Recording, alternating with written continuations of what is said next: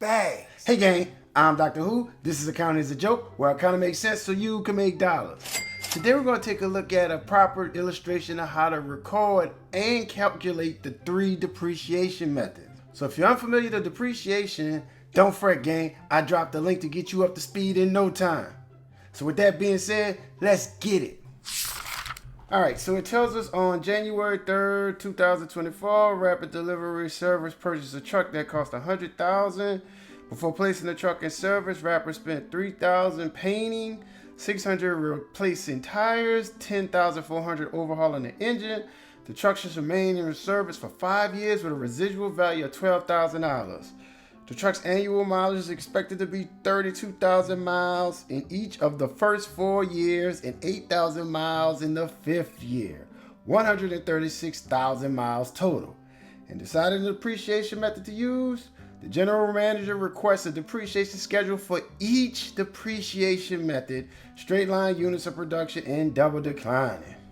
Alright gang, we know what we're doing. We're depreciating plant assets, and we know that we have 3 major depreciation methods in which we can choose to help us calculate the depreciation expense for the years. And so this particular problem is going to dictate which one we choose by completing a schedule for all 3. So with that being said, let's rock and roll.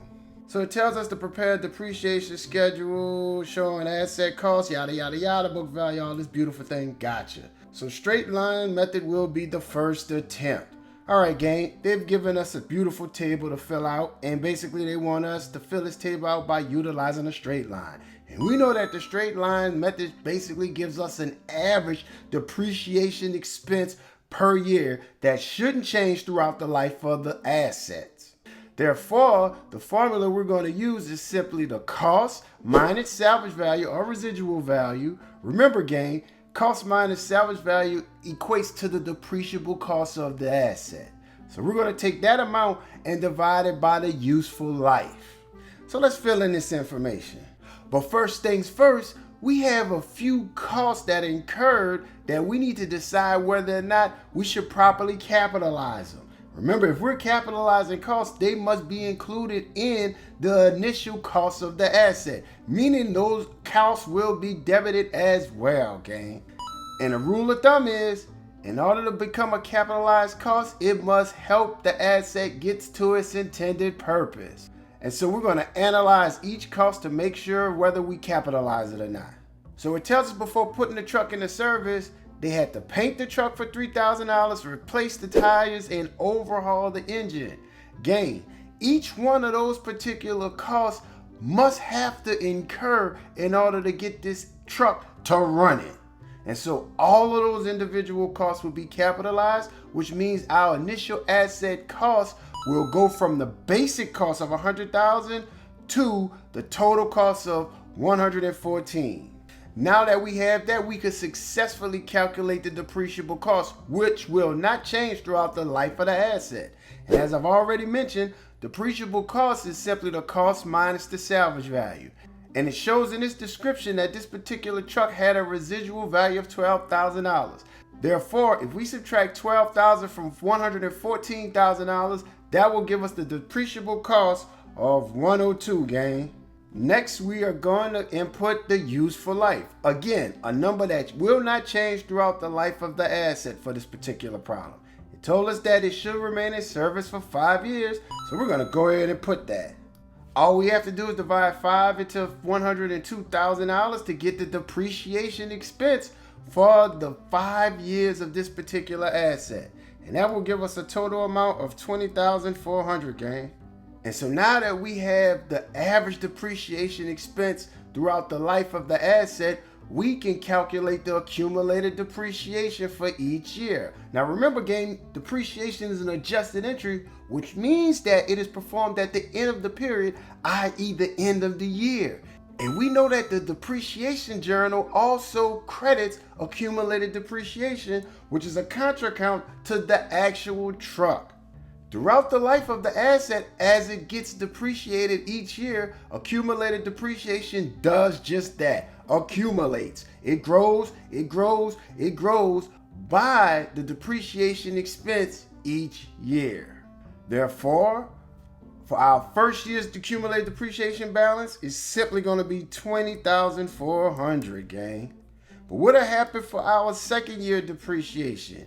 We realized that we made another depreciation expense of $20,400, which means that our accumulated depreciation must grow by that amount. So gang, we're simply just adding up the depreciation expenses each year. So $20,400 plus $20,400 should give us a total of $40,800, gang. And for year 3, it's gonna follow the same process. There are 2 ways we can calculate accumulated depreciation at the end of year 3, gang. One, we can simply just add all of the depreciation expenses that have been performed thus far. Or 2, we can take last year's ending balance of accumulated depreciation, which is $40,800, and add this year's depreciation expense. It will give you the same amount, gang. And so that total will be $61,200. And we're going to just do the same thing for the other 2. Now there's one thing I want you to pay close attention to, gang. Look at the accumulated depreciation at the very last year, the very end of the estimated useful life of this particular truck. How much is it? If you already know the answers to your questions, then why ask? It's $102,000. Well, you know what, gang? That $102,000 is correct. Why? Because we have finally fulfilled the total depreciable cost of the asset. Remember, initially we said that we were going to exclude $12,000 from the cost as a residual value. So after it's fully depreciated, the depreciable cost and accumulated depreciation must equal.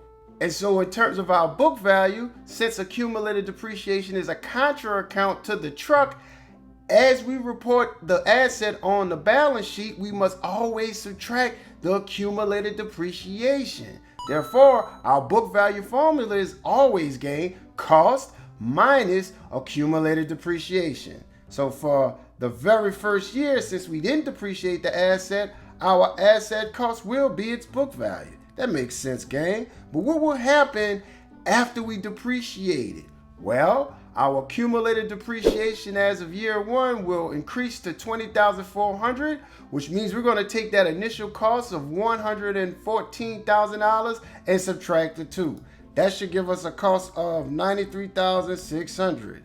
Likewise, for year 2, in order to calculate the proper book value, we're going to again take the cost, $114,000, and subtract the new accumulated depreciation balance of $40,800, which should give us $73,200, gang. We're going to check the answer. Nice work, gang. And so now that our table is fully complete correctly, we're going to move on to the units of production. And we know that units of production is the only one of the 3 that truly reflects depreciation based on usage. The other 2 methods reflects depreciation based on time. And so some may argue, including me, that this is the most accurate depreciation method because it properly addresses why we are lowering the value of the asset in its first place, because of wear and tear.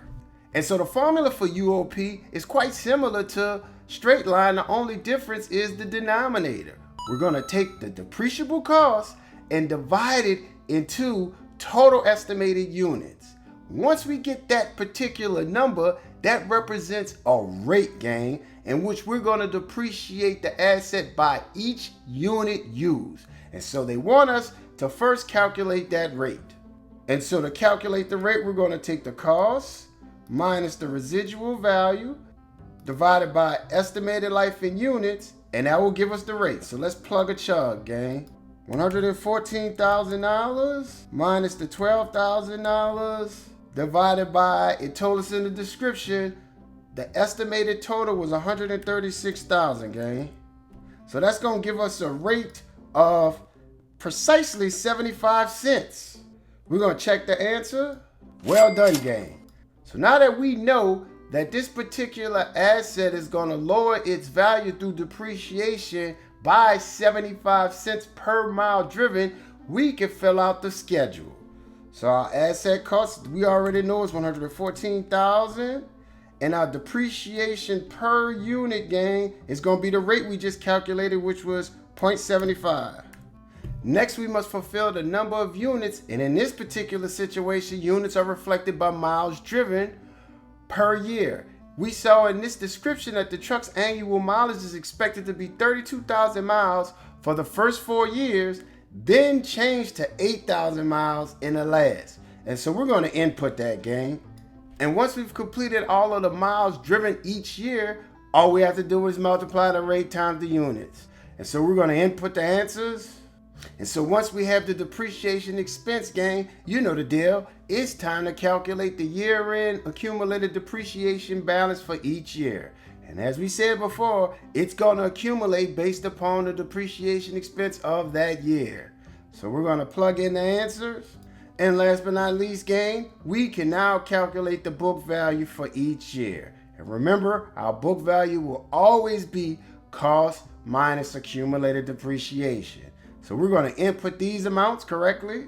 We're going to check the answer. Well done, gang. And now it's the final boss. And the reason it's the final boss, because in my humble opinion, this can be the hardest method to calculate of the two. Why? Because this particular method is an accelerated method, gang. And we know that accelerated methods start out depreciating the asset really big in the first few years. And then the depreciation amount starts to shrink. But something else that you need to understand with accelerated methods is that they have the opportunity to depreciate the asset before its ending useful life. Meaning that the asset could fully be depreciated in the earlier years. And so we have to keep a close eye on what's the book value at the end of each year to truly calculate how much can we possibly depreciate within that particular period. So let's get to it. So in order to calculate a double declining method, there's a two-step process that you must adhere to first. You must calculate the depreciable rate, gang. And how do you calculate the depreciable rate? By taking the number of years and dividing that into 1. That will give you the depreciable rate. Now, once you get that depreciable rate, because this is a double declining method, you have to double the depreciable rate. Therefore, we're dealing with a 5-year asset with an estimated useful life. And we're going to take 5 divided into 1, which will give us 0.20. Once we get that 0.20, gang, we have to double that, which will increase to 0.4 or 40%. So what we understand now is that this particular asset is going to be depreciated at 40% of its book value each year. So let's get to it. The assets cost is $114 as always, gang. And we're going to skip the book value for right now and go to the easy part, which is the rate. Now we already knew how to calculate it, gang. 5 divided into 1 times 2 is going to be our depreciable rate for each year, i.e. 40%. And now we're going to calculate the depreciation expense by taking the book value for the first year, which is $114,000, and we're going to multiply that times 40%. That amount will give us $45,600, gang. That $45,600 will increase our accumulated depreciation balance to the same amount. And we know that the very first book value before it was fully depreciated at the beginning of year 1 was $114, same as the cost. So let's put that in there first. Now we can calculate the year end of year 1's book value by simply taking the cost, $114,000, minus the accumulated depreciation of $45,600, which will give us a total of $68,400. You see why this is called the accelerated method, gang? Look how much depreciation is being taken out of this asset in the first year. 40% to be exact. So let's move on to the next year. We're going to carry forth that year-end book value from year 1 of $68,400. Multiply that times 40%. That's going to give us $27,360, which will be added to our previous accumulated depreciation balance, which should give us $72,900. $142,960. Our new book value will be calculated by taking the 114 and subtracting it from the $72,960, which will give us $41,040. We're going to transpose that pre-existing book value to the beginning of the next year, and that $41,040 needs to be multiplied times 40%, and that will give us a new depreciation expense for the period of $16,416. We must add that amount to the pre-existing accumulated depreciation, which will give us a new total of $89,376, gang. Again, to calculate our book value, we're going to take the $114,000 and subtract the $89,376 to give us $24,624. We're going to carry that forward again to our book value for the next year, and we're going to multiply that amount times 40% again, gang, and that's going to give us $9,850.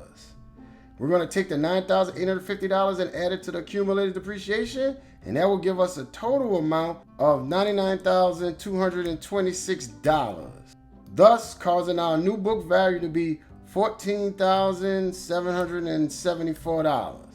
Now, gang, we are getting closer and closer to this asset being fully depreciated. How do we know? Because look at our book value. Our book value is $14,774. Now, my question to you guys is, how much can we really depreciate this asset fully? Well, looking at our original cost, which is $114,000, if we subtract the residual value of which we can depreciate of 12, that'll tell us the most that we could depreciate this asset by is $102,000. Look at our accumulated depreciation, gang. Our accumulated depreciation right now is at $99,226. So the most we can depreciate this asset is $102. So keep that in mind. We also know that when this asset is fully depreciated to its fullest amount, the book value will equal the salvage value. Why? Because in definition, our residual value is the value of the asset after it's fully depreciated. Therefore, they must match. So, moving on to book value of the very last year, we know it's going to be $14,774. Now, we already know, gang, if we multiply that times 40%, that's going to give us a depreciation amount higher than what we actually can depreciate this asset. And we understand that well. Now, we could truly calculate the most that we could depreciate this asset in this year. How can we do it? We could utilize the book value, gang. The book value right now is $14,774. But we know the year-end book value after it's fully depreciated must be $12,000. Therefore, if we subtract $12,000 from the $14,774, that will tell us the most we could depreciate this asset in this year, which happens to be $2,774, gang, which will obviously increase our accumulated depreciation amount to the $102,000. Therefore, our book value will be correctly equal to our residual value of $12,000. We're going to cross our fingers and check the answer. Bags all day. So there you have it, gang. A very thorough illustration of how to properly calculate depreciation expense under the three major depreciation methods. Hopefully that light bulb clicked and that brought you closer to chasing the bags with this accounting information. If so, gang, please do me a favor, hit the like and subscribe button. And while you're doing that, could you please share this channel with your friends so they can help chase the bags? Remember, teamwork makes the dream work, gang. As always, I'm Dr. Who, and I love the time and energy that you guys share with me. Thank you, and I'll see you soon. Bags!